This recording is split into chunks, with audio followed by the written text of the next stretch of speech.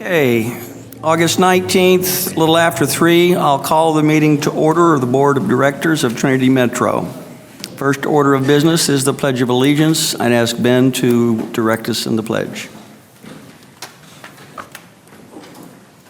I pledge allegiance to the flag of the United States of America and to the republic for which it stands, one nation, under God, indivisible, with liberty and justice for all. Protect this flag.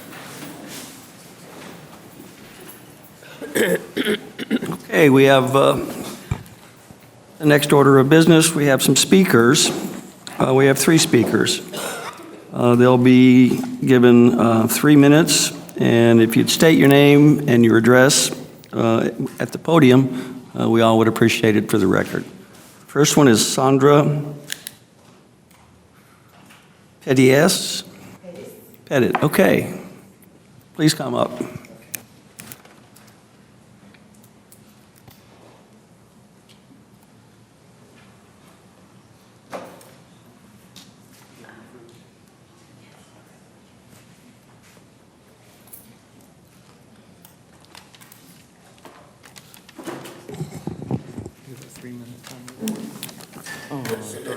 Start that and then we start talking. All right.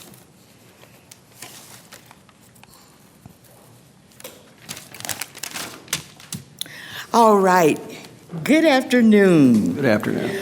Welcome to the Access reservations. I'd love to hear that when I called to schedule a trip. I was wondering if anybody recognized that, but it's very nice.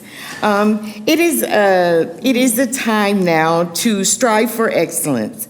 And I will start with gratitude. I'm very thankful for the transportation options that we have in this city. So many thanks for this opportunity.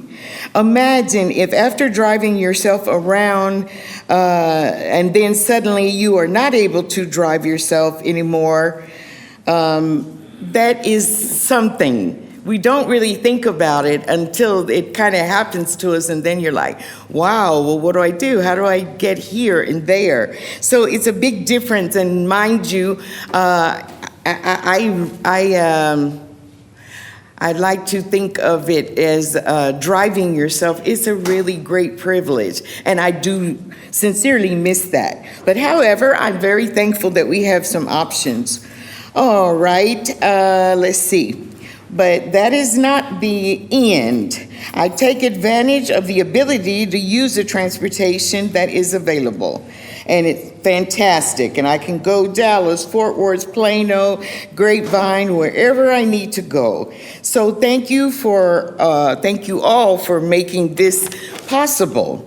Today, I'm letting you know the good. Next time, I will share the bad and ugly, and let us believe together that we can improve what is needed. Also, I wanted to say thanks for the curb cuts in the city. A big plus and a help as we roll along in the city to go and do the things we need to do also.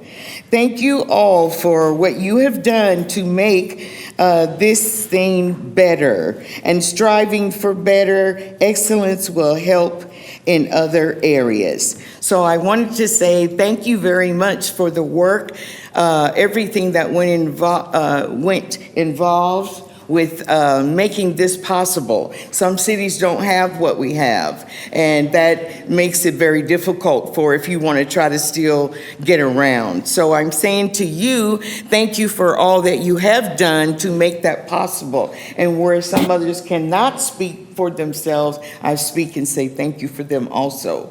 So thank you very much. Thank you so much for coming out and spending the time and making it today. Yes, sir. Keep us sharp. Keep coming back. Yes, sir. Thank you.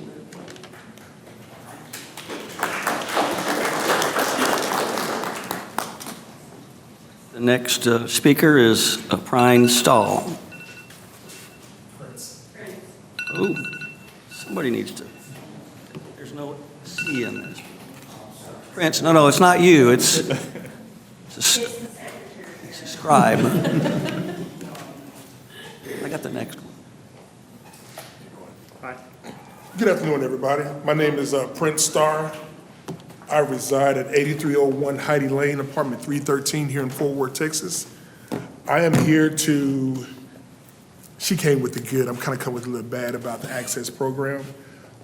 We have to worry about older equipment, a lot of downtime as far as equipment, as far as maintenance, ramps not working, vehicles not having parts, serious issues as far as drivers can't sit back on their seats because the seats are broken and no one has jumped up to the opportunity to get it fixed. Dispatch is telling drivers that even though they're hot, to just take a 15-minute break and get back to it, even though these drivers are to the point now are getting sick because the temperatures inside these buses, which are, as we know, well-aged, are not working. I was in a vehicle the other day, and a young lady took out a thermostat, and it read 97 degrees with the air blowing. It was 103 outside. So you have people that are already with special needs that are in environments like this. Myself in particular had an issue with the communication as far as being with dispatch to the driver to make sure that the participants are dropped off in a timely manner to their doctor's appointments, to kidney dialysis. I myself was one person that had to be removed from the kidney transplant list because I couldn't make dialysis on time because my bus either was broken or couldn't come get me, period.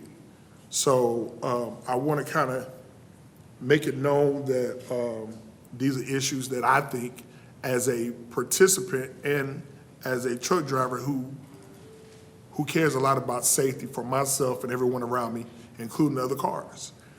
This is something that needs to be addressed and not just looked at for now, but also looked at, taken care of, but planned ahead of for next time. You know, I think average age of the fleet, of the older fleet is probably about 15 to 20 years old. Some of this stuff is not being, have parts made for it anymore. So what do the drivers, the mechanics, and what do the customers have to do? Because we're paying $8 a round trip, $4 each way. Pretty much about 97% of the participants are on fixed incomes. So we're gonna be in a vehicle that we're paying this money for, but we can't get the adequate service that is needed for it to go to the doctors, to go to church, just to live life and get around the city and enjoy it. Thank you much for your time. Thank you for coming out. We can always do better. Thank you. Mr. Chairman, I just want to highlight that we are in the process of a full fleet replacement. We have 25 new vehicles on order. And Wayne, when are those vehicles coming in?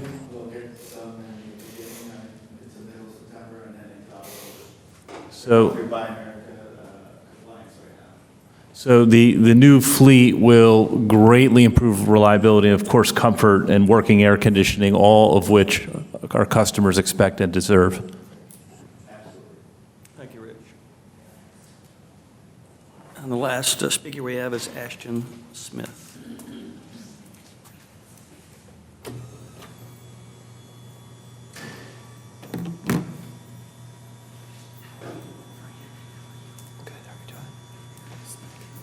Thank you, brother. Appreciate you.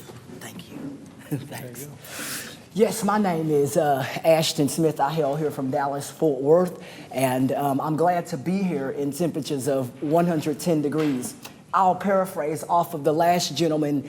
We could look at doing something better, including maybe giving water to people who need it. I was in Dubai, and one round they gave over 79,000 pounds of water for free to anybody who needed it. And in temperatures like this, I think that we can also do that as well if that is feasible. Or the way they did it was they got their government to sponsor that water, or they got private sponsorship. So the bus service or whatever service, you guys wouldn't have to pay for it. You get to use someone else's money. How about that?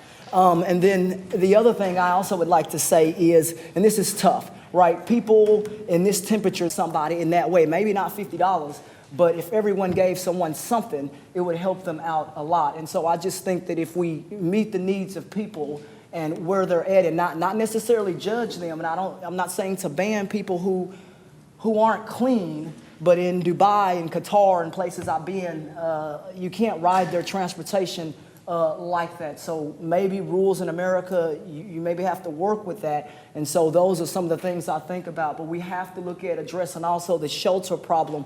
We have broken shelters and things like that. People are standing out here in extreme heat. Our church gave out umbrellas, big golf umbrellas, so that people wouldn't pass out. On the news, I saw a driver driving a UPS truck. The man passed out, so I'm with him. We got to make sure buses are also cool at temperature so drivers don't end up passing out either. You got it, brother. Right on. Love y'all, man.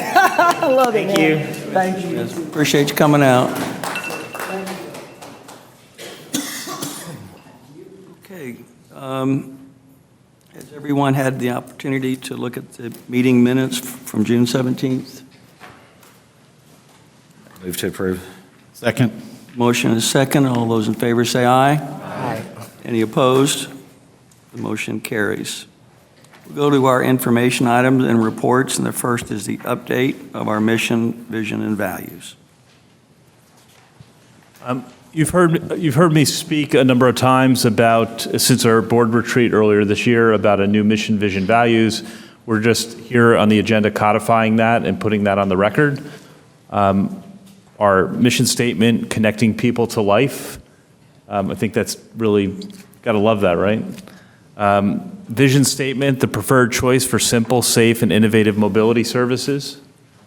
And the values, we believe in innovation, safety, reliability, sustainability, fairness, and integrity. So with that, I'll take any questions. Otherwise, we're going to be moving forward as a team using these as our guiding values. Okay. Thank you. Thank you, Rick. Thank you. Commuter rail, Reed.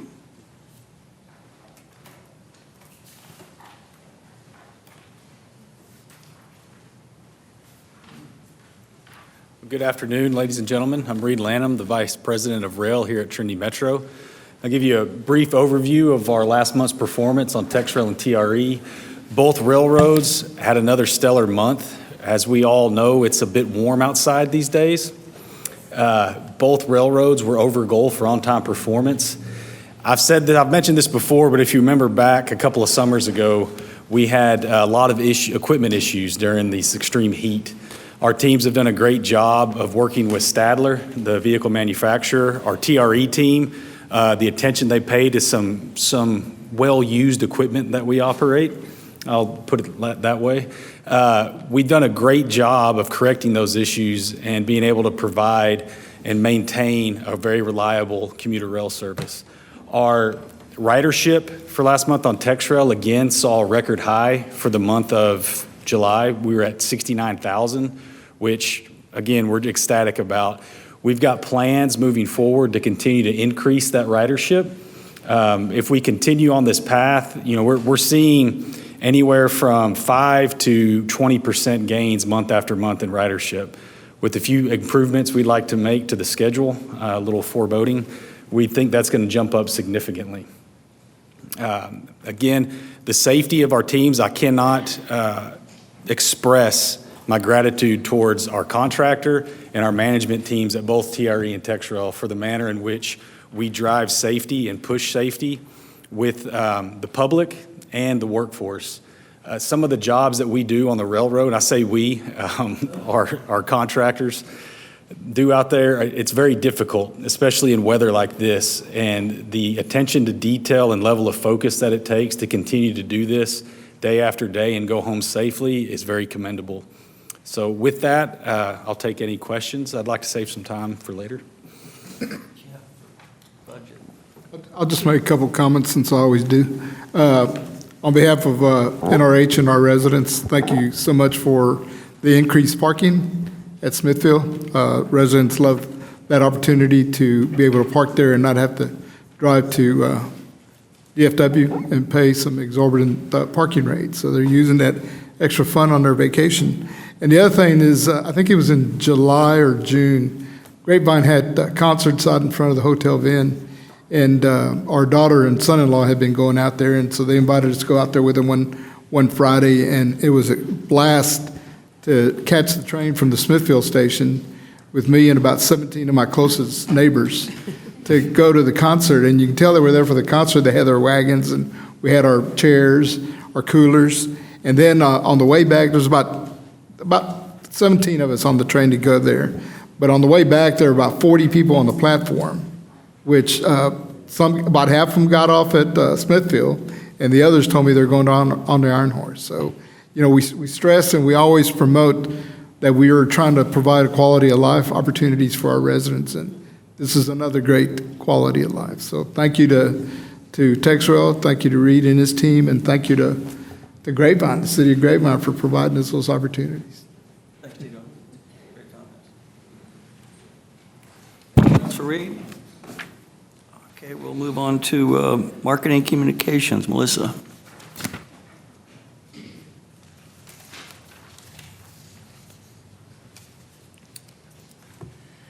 Okay.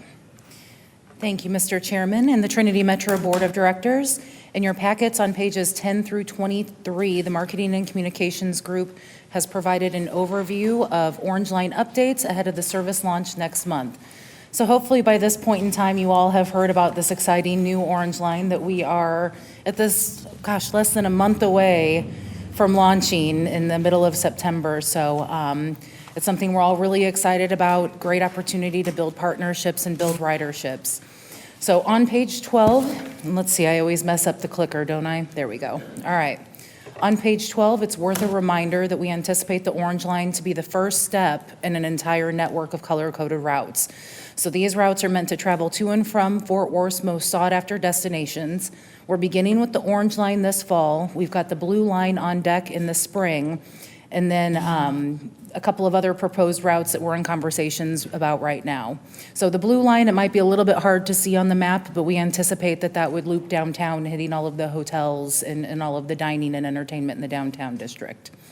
So if you remember in our last round of market research, respondents indicated that 75% would use transit for reasons that include entertainment and recreation, and 50% of non-riders said that they would ride if the service was easy to understand.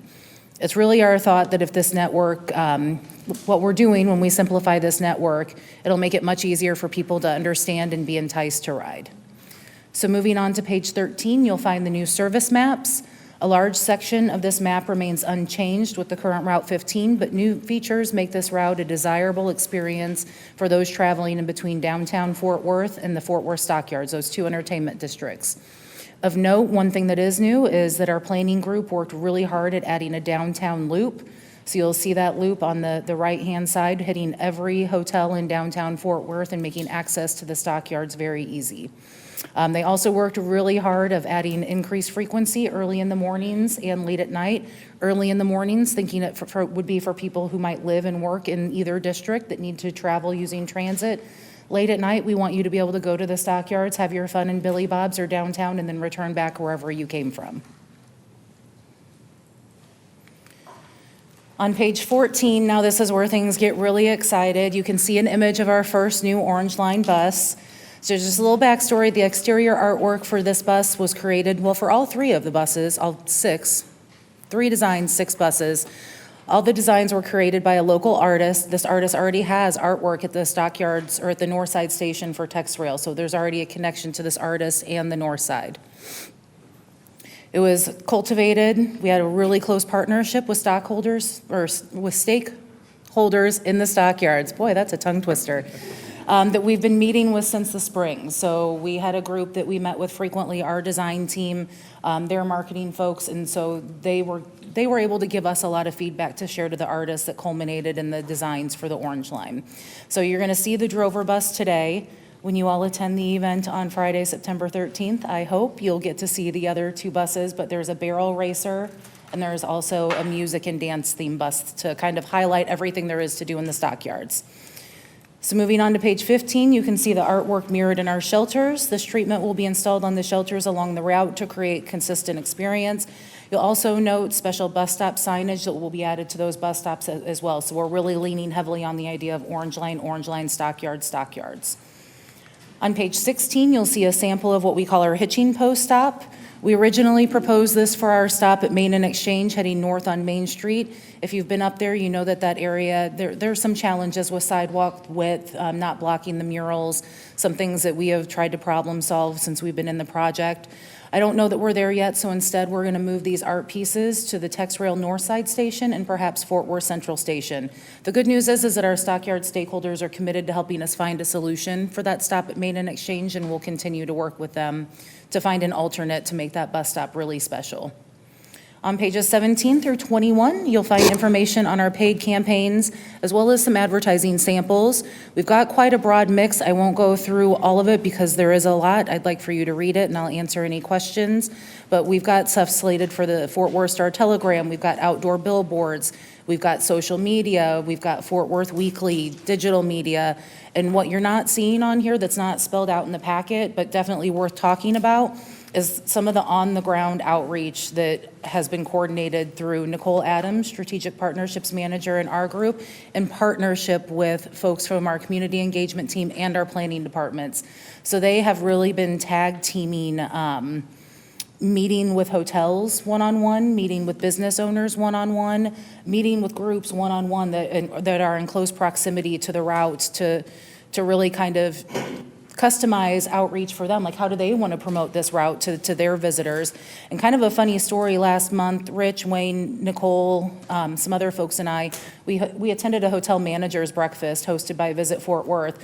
And after we got finished with our presentation, it was the general manager from the Courtyard here in downtown. He did not wait to be called on. He just said, I am so excited you guys are doing this. The Stockyards is the #1 place our hotel guests ask to go to when they stay downtown. Thank you for doing this. We never know what to tell them. Now we know we've got an easy solution to encourage folks to be able to travel in between those two districts. So the whole group was really happy that we had this solution in place, and we've been hearing stories like that quite a bit.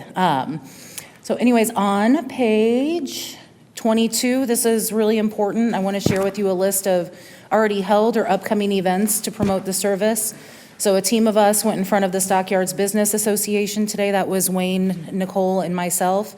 We've been in meetings with tourism groups, hospitality groups, business groups for the last month, and it's still ongoing. Still coming up in key dates are Friday, September 13th for our unveiling for invited guests, and then our public launch party on the lawn of the Livestock and Exchange Building on Saturday, September 14th. And then September 15th, we hit the road, and hopefully you all will be some of the first on board. And there we are at the day of the American Cowboy Parade, the first really kind of true public viewing of the first Rover bus. So with that, I'll answer any questions. What's the frequency? Every 15 minutes from the start of service to the end of service, 7 days a week. So how many of those buses will be running right by? We're super excited Yes. On behalf of that board as well. So I think any message that we can send out to the various boards and entities that tie along this route, that, you know, there's some overlap with the members of this board, would you Yes. send some of that messaging so we can push it? Other than I'm just going to annoyingly forward every Star-Telegram and No, Fort Worth Weekly do article. that. Please Yeah. do that. And I should also mention that Deetra has had a great partnership with the Hispanic Chamber. She sits on their board and has coordinated for some of their staff to go out and help us with some onboard customer service, kind of talking about the service, kind of an extension of our customer care and our Envoy team. So big thanks to Deetra for coordinating that. Awesome. Other questions? Thank everyone that's been involved in this. I think it's been a vision for several folks in that area for some time. So I know there has been a lot of effort that's gone into this, so thank you for your leadership, Rich, and to this board as well for supporting this, because there's a lot of excitement around this, and so we're looking forward to it. Thank you. Yeah, Melissa, what's the name of this line? So we are calling it the Orange Line, Trinity Metro Orange Line. Okay, it's not the burnt orange line? It's not the burnt orange line. And what did you call this bus here? We called it the Drover bus. Okay, and that's the Drover, and then the herd supposed to be symbol. None of those are supposed to be Bevo, right? I just want to make sure in case any of our UT I'll friends. I'll say no into the microphone. so Yes, everybody I don't can want it hear on the record as an Aggie, that make sure all of our UT friends know that that's not for UT. And we even went down the path to where we know the difference in the Pantone colors and the color wheel book, if You're anybody beautiful. had Thank you questions so about much. that. So you were catering to Councilman Crane when you made the maroon line that's Yeah, coming up? I was going to point that out. There is a Now, maroon remember, line. that's under the list of. And That's right. That's right, gig 'em. Thank you, this work is exciting. Thank Will we you. be playing the Texas fight song on the bus? Loudspeakers on the bus. We will have music, but I'm not sure that's on our playlist. How do we see the playlist? Thank you. So the next report in the packet's mine as well. During the spring, when Chad was presenting about our upcoming fare and service changes, the Board of Directors asked for an overview on how we were talking about those changes to our customers. So I've put that all in there for you. I didn't plan on talking through it because it's pretty self-explanatory, but if you all have questions, I'm here.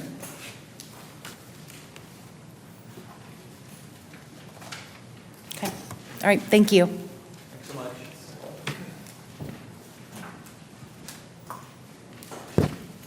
Okay. Chad, please. Good afternoon, Chad Edwards, Executive Vice President, Strategy Planning and Development. I have two items today that I want to share with you. One is in your packet, which is the General Planning Consultant update. It's always in your packet. If you have any questions, as always, please let me know if you have any questions on that. The other item is I wanted to share with you some great information on our ridership very quickly. Last week,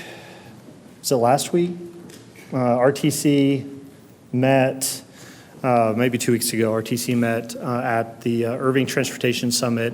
And as Michael Morris does, he updates on goings-ons with recovery from COVID. And he highlights the congestion is going back up because people are returning to work and getting on the roadway. He highlights the fact that the toll roads are increasing in their congestion and their numbers, and therefore the tolls collected are going up as well. Unfortunately, he also reports on the transit ridership as being down 28% in this last report. A question was posed to me on what does that really mean, 28%? We are working with COG to try to get some numbers. What we do know is that they're aggregating Trinity Metro, DART, and DCTA numbers to show a regional number. We do know that a couple of those agencies are not quite back to the numbers where they were before COVID. So in one case, DART is not quite back, and they have a large number of riders. Therefore, it kind of brings that number down a little bit more. But I'll in the coming months, I'll be able to provide a little bit more details on that for you. So to kind of put that into context, as I've done before, I wanted to show you where we are today. And I have two slides here, the system-wide annual ridership as it compares to the previous 3 fiscal years.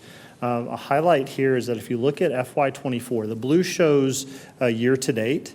And so as of the end of July, we have 6,501,000,000 trips on our system. If you look just to FY23, last year we ended with 6.79 million trips. We're only 200,000 trips at this point behind last year's, which was the entire fiscal year. So that's great numbers. We do have a goal of 7.8 million rides, and so that's the dashed line there. And so we're only 936,000 riders ahead of where we were last year. So pretty good numbers there. Remind me how many more months in our fiscal? We have 2 more months. And we haven't even made it to Grapevine yet. That's right. Grape Fest next month. In September, that's right. So that'll help us. We need about 650,000 trips for the next 2 months each to be able to hit that 7-8. I think on the Grape Fest last year, that's just a Saturday. It is. So we should be no problem, right? You are best, Dale. no pressure on Grapevine ridership there. The second slide I have is our typical system-wide monthly ridership as it compares those 4 years by month. And you can see that that red line is our FY24 number. Again, it is higher across the board from our FY23 number, hence the number of riders that we have. We're about 14%, 14.7% year over year from that 571,000 ride number in July to our 655 number there. And then about a 5% increase over last month from 623 to 655. So basically just trying to share with you the ridership numbers. We're growing, continually to grow. If we make our 7.8, we'll have 3 years in a row where we've had 1 million additional riders each year, which I think is pretty outstanding for us. And then my last note here is you can find all of these numbers on our online dashboard. And so make sure if you have questions in between when I give information to you, you can always go online and find those as well in our performance dashboard. And with that, I'll take any questions. I got one. Chad, how do we compare to our partners across the state? I can put that in the next presentation for you. We're doing pretty well, but I'll get that for you. So I sit on the RTC board, and Mr. Morris gets up and presents and shows a 28% decline in transit. I don't know where he gets that, but that isn't our track record. That is I not wanted our to number, that's right. let Chris, you have to know this. Those are not our numbers. Our numbers are really pretty good, and I hope if we can sustain them, it'll be a feather in the cap for everybody on this board and all the staff and the people who ride. And real proud of what we've accomplished, and I don't know that when you get among 35 people at the RTC, that's a negative for people who only build roads. So we need to be able to answer those questions. Right. So thank you for clarifying. Yep, no problem. That's all I have. Thank you. Okay, man of the hour. That's all you've got, Greg. Think about it. Thank you, Mr. Chairman, members of the board. I'm Greg Jordan, Chief Financial Officer. It's my pleasure to deliver the 2025 proposed budget. I'd like to go back to what Chad was just talking about. That represents a 15% increase over 2023. The budget before you is a 6% increase over the 2024 budget. I highlight that right now because as we go through this budget, you're going to hear a recurring theme about, hey, this department's reducing its budget, this department's reducing its budget. But we are very much a service organization. We're driven by demand. And so when it came, bless you, when it came time to develop the budget, we looked for the areas that we could reduce costs so that we could fund those areas that are the most important for the service delivery. As I said, this is a balanced budget. It's responsive to the demand. It provides for capital improvements, and it takes care of our employees. Before I get started, just a couple notes. This is designed to be in a format where I gather your feedback. I am very much interested in y'all's feedback, so please just jump in, ask questions as I go. No need to wait. The other thing, as I go through the charts and graphs, the better monitor for you is right behind you. So feel free to turn your back to me. I'll continue to talk, but I want you to be able to see this and be comfortable.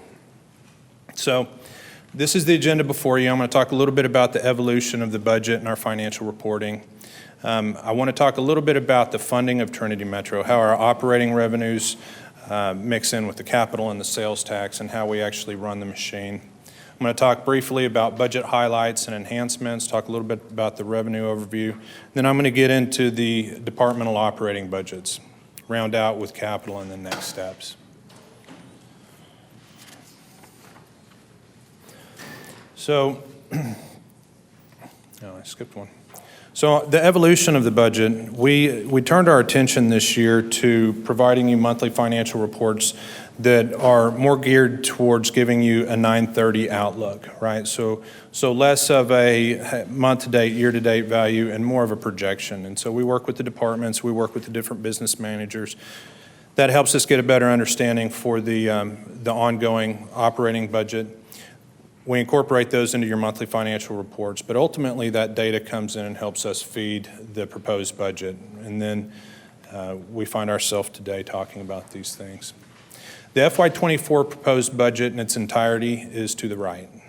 Last year when I gave you the proposed budget right after I got here, it was a 2-page budget. The budget before you today is much more robust. It's designed to be not only a policy tool, but a desk manual for the different business managers throughout the organization. Provides greater transparency. It gives you some prior year history, 2 years of prior. It also gives you a current year projection. Now, the current year projections are not they're not as in-depth as what we do on the monthly basis. In this case, for the most part, it's a year-to-date plus the month-to-date times 3. So it's a little bit less scientific, but designed so that we can still give you a view into where we think we are headed. There are some manual adjustments woven in throughout the book, too. You also have some staffing information, and then we have also employed a new budget methodology as well as staffing comp methodology, too. So how do we fund Trinity Metro? Trinity Metro is funded primarily by sales tax, our generated revenue, fare box fees, as well as operating grants. I can't emphasize how important our partnerships are. These come from the federal government, COG, our city partners, that's Fort Worth, North Richland Hills, Grapevine, as well as some of the cities that we contract with for the on-demand services. Our other transit agencies we rely on as well for data and input, and then we have some private partners out there too.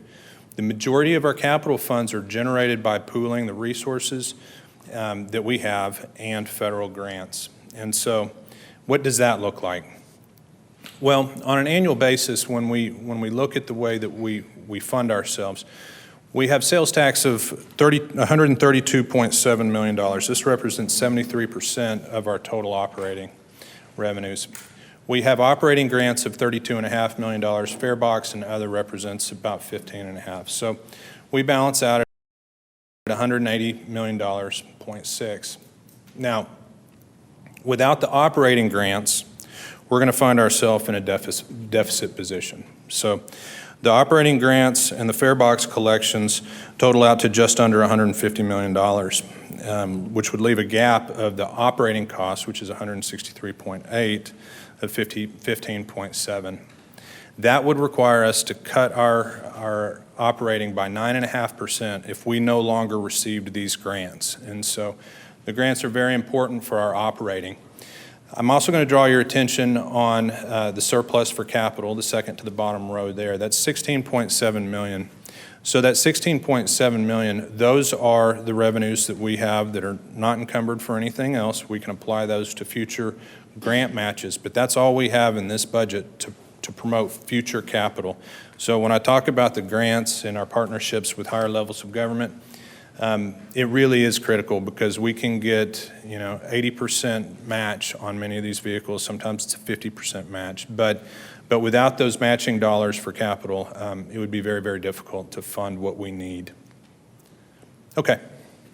So that's how we fund Trinity Metro. Talking a little bit about some of the budget highlights and enhancements. Upcoming this year, we have fare changes. These are all things we've talked about over the course of the last year. Commingling is coming with on-demand and zip zones and access. So that's now branded the on-demand program. TRE has funding for new locomotives and double track. TexRail is getting new cars as well as schedule enhancements. And Fixed Route will launch the Alliance as well as the Orange Line. Other highlights and enhancements for staff, we have a 3% average merit-based compensation for general employees.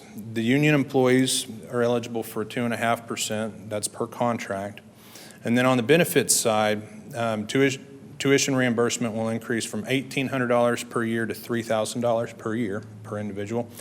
And we're also evaluating healthcare plans that are designed to do a couple things. One, drive down the cost of healthcare for the members, but also provide greater incentives and benefits to them as well. So there's a really interesting balance there, and we're nearing that evaluation. More to come there. Okay, so as I mentioned, the operating budget's primarily designed to serve as a policy tool as well as a desk manual for staff. This presentation consolidates business units by activity. So when I get into the bus, it's going to be presented as bus and bus support. So sort of give you a full cost of ownership once we start looking at it that way. I also highlight that because some of these business units are separated throughout the book, and the book is presented in a manner that's consistent with the general ledger. So a little bit of science and art coming together, if you will. Okay, revenues. So you'll be able to find a lot of this data on page 3 within the budget. Total revenue budget's $180.6 million.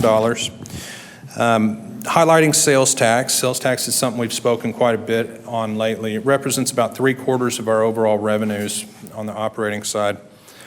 We're holding revenue. This is generally flat. 2024, the current year adopted budget was $132.3 million.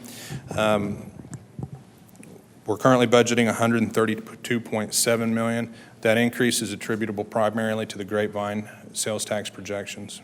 I should also note that we've worked with the other cities too on these, so we've coordinated with Grapevine and Fort Worth, and the North Richland Hills contribution is defined by contract.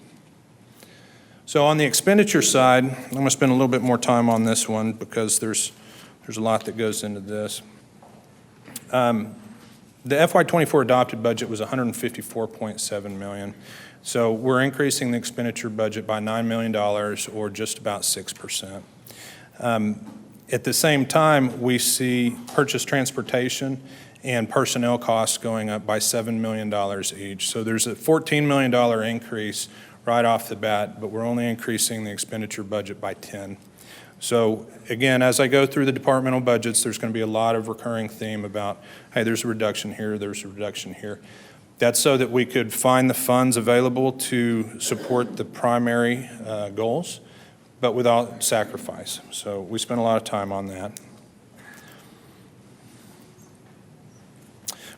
I think it's also important on this slide because this highlights the purchase transportation and personnel costs. These make up about 77% of the overall expenses, which is quite reasonable. So, about 3/4 of our costs go into just those two things.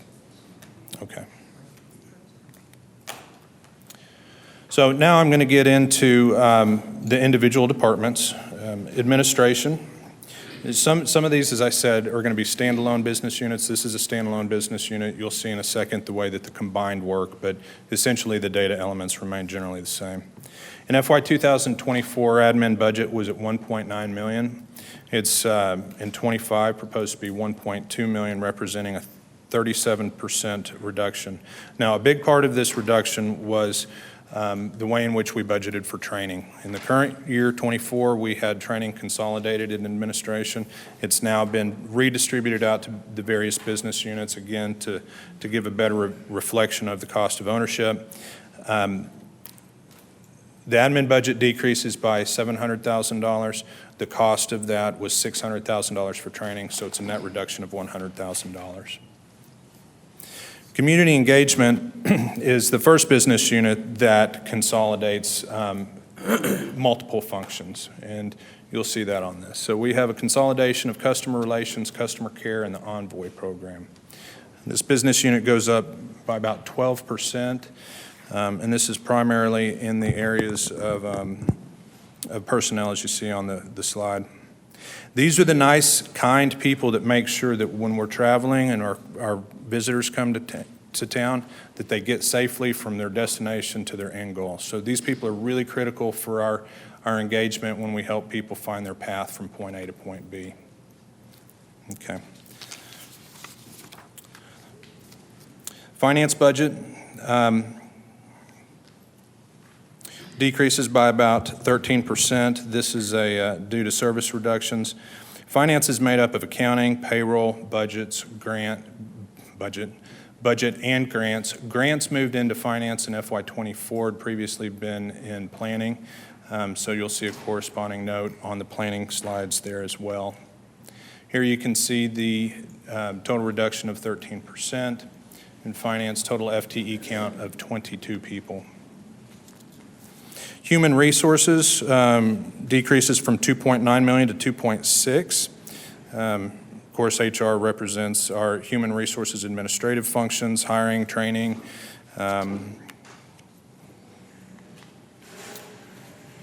Moving on to information technology, you can find this on page 27 in the book. This budget decreases by 24% or $2 million. This was all in the services area. It still leaves $4 million. This is primarily due to reevaluation of IT projects that are ongoing and that can also be deferred.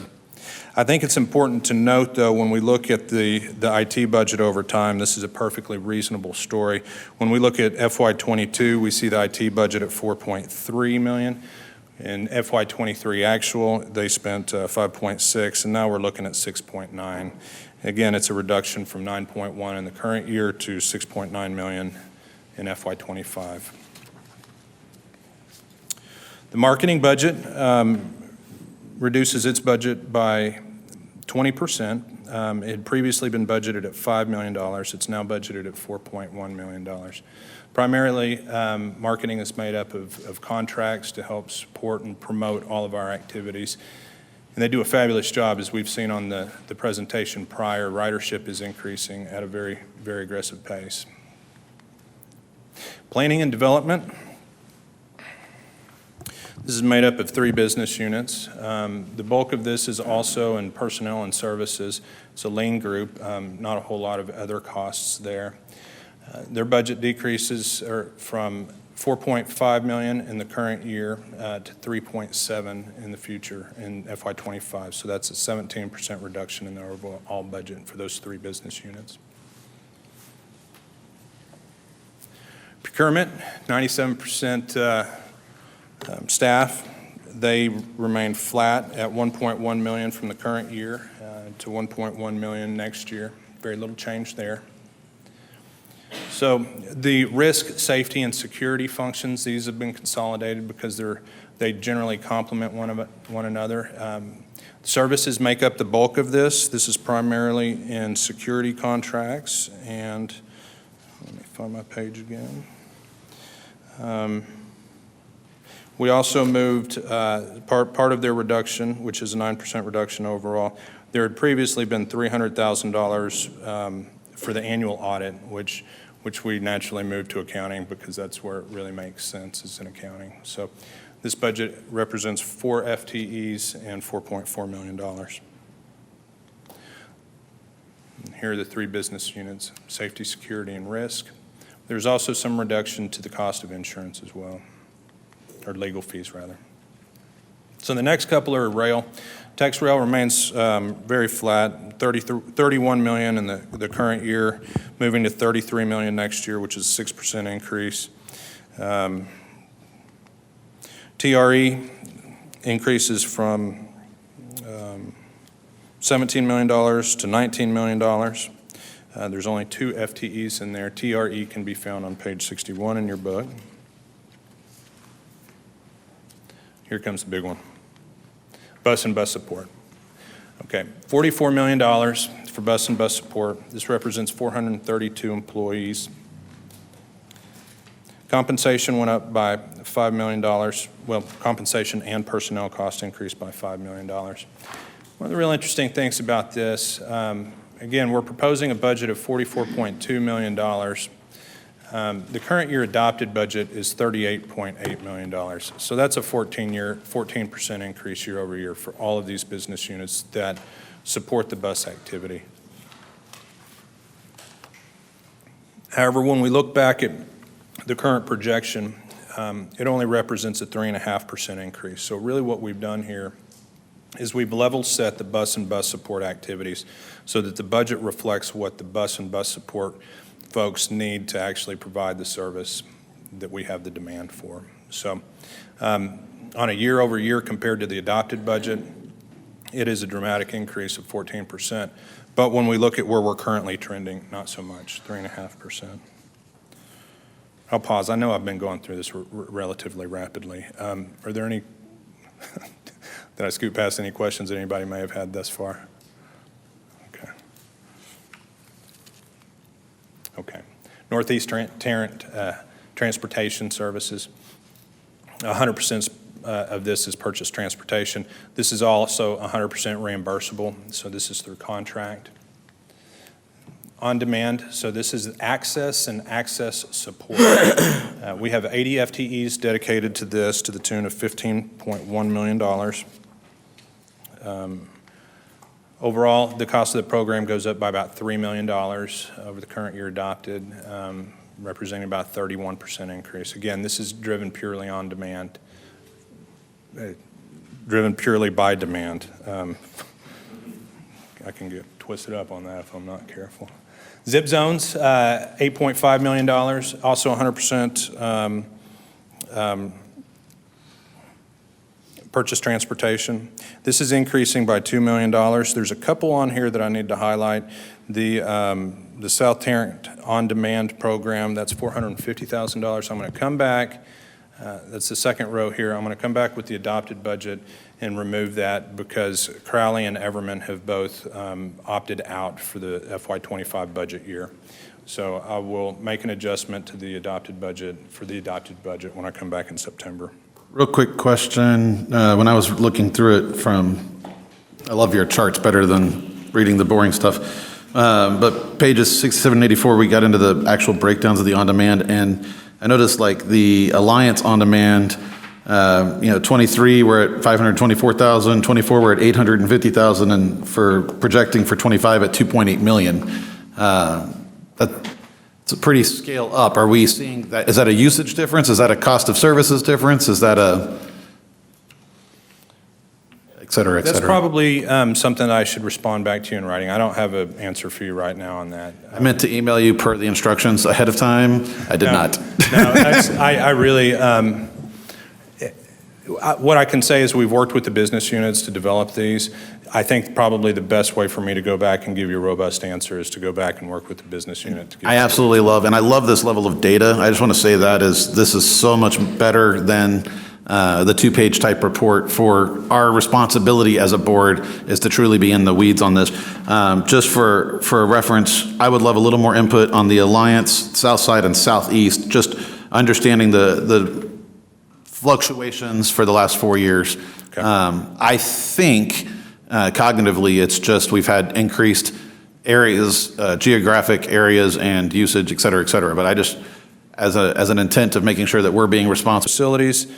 Facilities increases its budget from $7.9 million to $8.2 million. This is primarily in the areas of personnel as well as service. It is a 3.7% increase year over year. And then wellness actually decreases from $136,000 to $117,000 annually. And that reduction comes in the form of reduced cost and supplies. Okay. And then we have, and I'm not going to spend a lot of time on this, we've spent pretty much a year more talking about many of these, but these are the capital projects that we have in play for the upcoming year. We have a substantial number of them, so we've got our work cut out for us. And then I'll be coming back in September to ask for your adoption of the budget, FY25 budget, and I'll also provide you with a 5-year cash flow projection at that time too. Are there any questions? I have another one I forgot to ask earlier. I'm sure this is how you're tracking and documenting which columns are where, but on literally page 2, I noticed that the operating grants for fiscal year 24 reflected 100 million plus, but the fiscal year projected was at 1 million. Just kind of curious what column that got moved to or what that variance was about. And of course, you can reply in writing. I did not do my job ahead of time. Well, the operating grants in the current year were very aggressive. So now, $1 million, no, we're well beyond that. We also had some fiscal year timing, so, we collected about $20 million right at the end of fiscal '23 that we would have been able to capture here.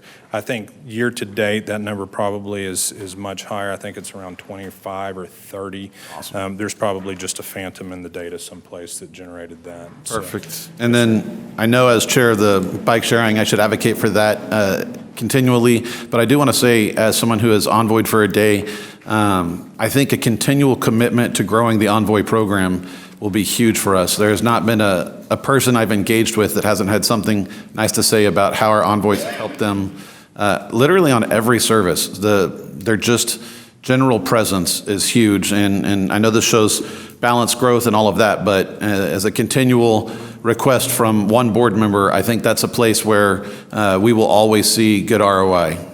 I agree. Envoy does a fabulous job under Dietrich's leadership.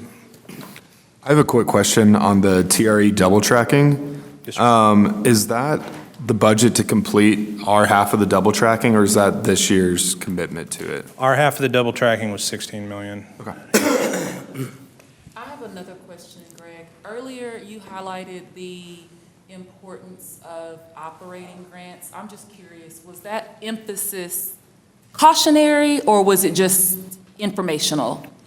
Are any of the current operating grants at? No. Okay. No.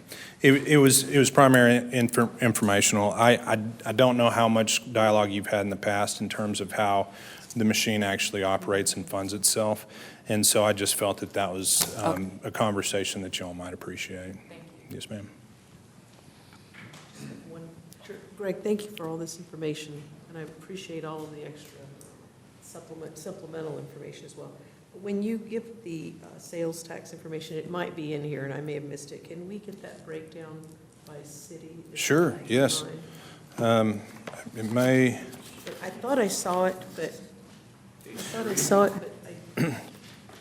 So to page make sure. 3. Okay. So at the very top where it says sales tax revenue, that's the Fort Worth portion. Thank you.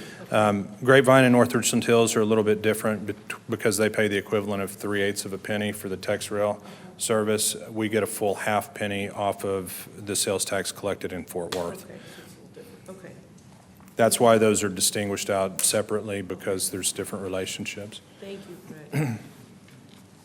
Thank you for the clarification. Yes, ma'am. Okay. Thank you. Any more questions? No, this was great. All right. Pick the phone up. Give them a call. Thank you. Thank you, Greg, Mr. Chairman, you're bringing this budget back next month for approval? Yes, sir. I'll come back with an action item for approval of the budget, as well as I'll also present you with a 5-year cash flow projection as well.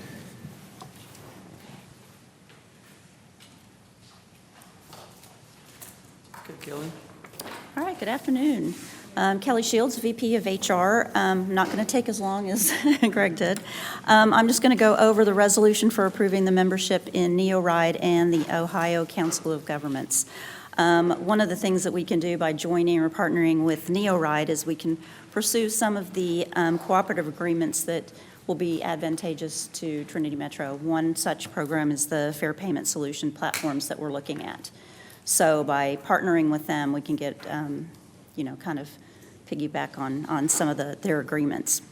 So therefore, be it resolved by the Board of Directors of Trinity Metro, Section 1, Trinity Metro Board of Directors approves this resolution to explore coordination options and join with other political subdivisions as a member of NeoRide Council of Governments.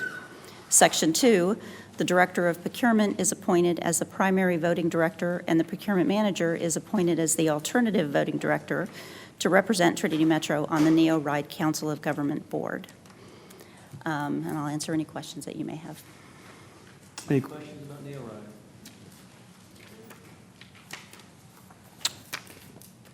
All right. We have a motion and a second to approve membership in NeoRide and Ohio Council of Governments. All those in favor say aye. Aye. Any opposed? The motion carries. We have a consent agenda.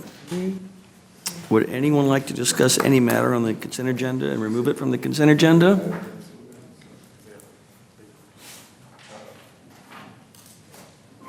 Waiting for a motion. Motion to approve the words. Motion and a second to approve BA 2024-29 and BA 2024-30. All those in favor say aye. Aye. Any opposed? The motion carried. We have an A? No, sorry.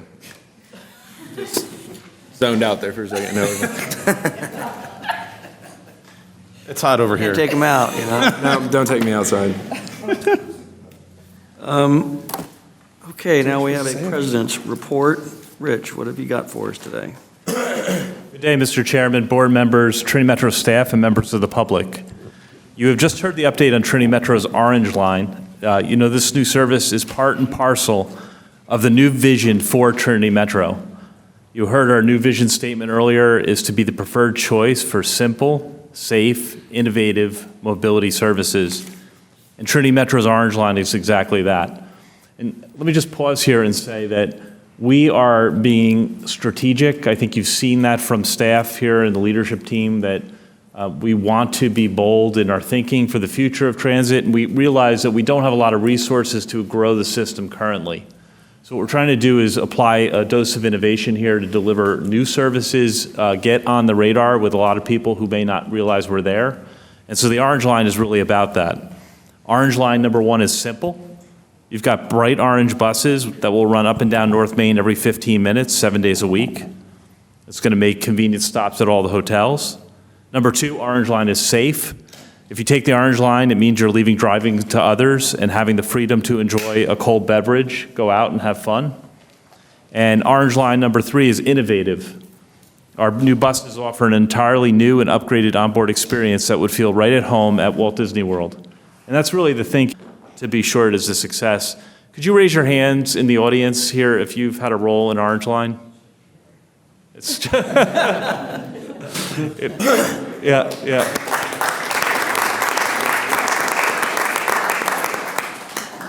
It really has been a team effort. It's brought Trinity Metro together, a real team building project for us. You've also heard me speak many times about the Trinity Metro effect. Remember that every dollar we invest generates over $3 of economic impact. And the Trinity Metro's Orange Line is no exception and may have an even better than average economic impact. Let me explain that. You know, we get something like 11.4 million visitors a year here to Fort Worth. And those visitors come with lots of money in their wallets, and many of them are spending money on transportation. But they're spending money on transportation such as Ubers and Lyfts, and they're spending money on parking, and they're spending money at Hertz and Enterprise and all the other, what I call leakage from our economy. So what Orange Line can do is tap into that. And for example, if we just grab 20% of the downtown hotel stays and get those 20% to try this service, we could unlock $20 million of annual spending. So just wrap your mind around that. We're spending relatively few dollars here on this new service, and yet unlocking potentially $20 million in spending. It's a tremendous statement on what Trinity Metro can do. And I think that's really about the future for Trinity Metro. When we talk about growth, we don't talk about growth as in we just need more money for service. We really want to see more investment to empower others to have a successful tourism economy, but have a successful local economy too for people that live and work here in Fort Worth. And so that's what we're all about. And I hope you'll all join me on Friday, September 13th at 9 a.m. to hear Mayor Matty Parker, Councilman Carlos Flores, Councilwoman Elizabeth Beck, Visit Fort Worth Bob Jameson, Majestic Realty's Craig Cavalier, and our very own Jeff Davis to cut the ribbon to launch that new service. So, Mr. Chairman, thank you. This concludes my remarks. Thank you, Rich. I just a couple hours ago got off the phone with Michael Morris, and I just, when I write about him, I put MM. Everybody seems to know what that means. Well, I'm added a third M. It's M3. It's Midas too, because wherever Michael Morris goes, he can find the funds to get things. Making inroads with our cities and other communities with land use planning, building densities, building around transit stations, These are the kinds of things that if you build with density, it lifts everybody up. And I don't know exactly the kinds of programs and policies, but I'm sure that some funds will be attached to these issues because, as I said, Michael is very concerned about where we're going to put these people in North Texas. 6 or 7 years ago, David Cook gave a presentation to the Real Estate Council and talked about the Fort Worth in particular tax base being 25 years before that being 60% commercial. And at that point in time, 7 or 8 years ago, it was 40% commercial. Now keep in mind, that was 6 or 7 years ago. And we all hope for the best and we all make the best decisions we can. Professionals in here, you know what we need to be successful with a sustainable tax base. But now it's time because we're not going to be able to put them anywhere. And they're not going to be able to build the roads, and we're going to have more congestion, and we're going to have more health problems, and we're going to have more deaths on the road. So just be thinking about this transition because it's coming. And when Michael Morris speaks at the end of the month with Mayor Parker and Mayor Ross and our own Rich Andreski with the Fort Worth report, I think you're going to start hearing some things from the RTC, who's the Midas man, Michael Morris, about the kinds of policies that are going to have to be implemented to really start thinking about how we're going to build out our housing. Everything's tied together, our housing and our economic development. So let's be thinking about what a great job we can do with our TODs. We're going to need help from the cities. The cities have to understand we got nowhere to put them. So we're going to need their help in land use planning. TexRail was amazing for Northwest Virginia Hills. It was amazing for Grapevine because they had leaders who believed in this idea of transit-oriented development. We need to make some things amazing with the rest of our TexRail stations. Let's go out and think about how to do it. We're going to need partners in the city, not just at Fort Worth, but continue the great partnerships we have with Grapevine and Northwest Virginia Hills is something I'm very proud of. Really quality people, and going forward, I know they're going to be more and more successful. So that's what I got out of the RTC, and that's what I got out of my conference call with Michael this morning. It's a new day, and we're going to have to start thinking in a different way. And if we don't, we're going to go from that 34% commercial lower. And we can't afford that. We've got to be better than that. That's all I have. Any further business to come before this group? Yeah, but before that, I was asking if there's no business. That's right. I have 2 pairs of glasses. So You're the chairman. Well, no, I forget easily. But, now, I haven't done this before, but council tells me I have to. I have to read this. The Board of Directors will convene an executive session under Texas Open Meetings Act for the consultation with its attorney pursuant to Section 551.071, deliberation regarding real property pursuant to Section 551.072, deliberation regarding prospective gift pursuant to Section 551.073, deliberation regarding personnel matters pursuant to Section 551.074, deliberation regarding security devices pursuant to Section 551.076, and/or deliberations regarding economic development negotiations pursuant to Section 551.087. My apologies. We're adjourned in executive session.